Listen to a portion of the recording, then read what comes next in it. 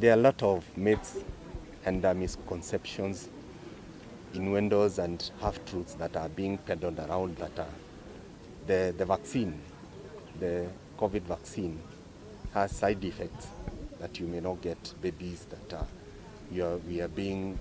chip is being implanted on you that will affect you adversely. All those things have been there. Every new concept will come with a whole tailload of myths and half-truths. I've been a victim of COVID, and I was amongst the very first ones to go for COVID vaccine, the double dose.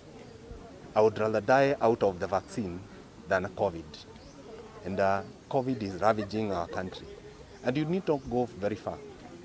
Today as I was coming, there was jam along all the way from Nairobi to wherever I came, to Mortuaries. What was happening?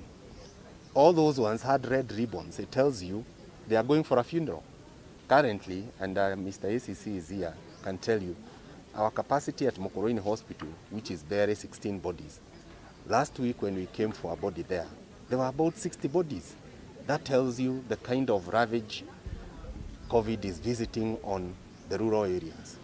There before we thought it was an urban area disease, but now it has penetrated to our rural areas. And it's good I tell people that the COVID variant that is currently ravaging us is totally different from the original one. The other one, you could lose breath, panting and all. But this one, it just hits you, and the next thing, you drop dead. Or by the time you go to hospital, you have run out of oxygen. So we are requesting the county government, one, to ensure that the basic infrastructure in our hospital is there, and also the basic drugs. Because most of the people, I have 2 or 3 cases who died because of lack of oxygen. Oxygen is not a major thing. COVID, the first line of treatment is provision of oxygen. Can we have those ones?